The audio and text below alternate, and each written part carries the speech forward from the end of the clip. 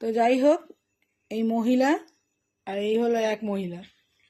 এই মহিলারা সম্পর্কে হলো শ্বশুর, এই শ্বশুরি বলছি, শাশুড়ি, শাশুড়ি আর বৌমা, শাশুড়ি আর বৌমা।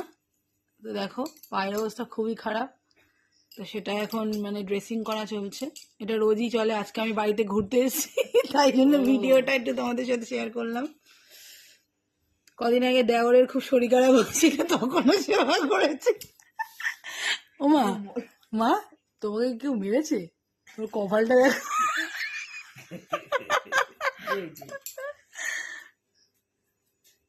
শঙ্কর দা,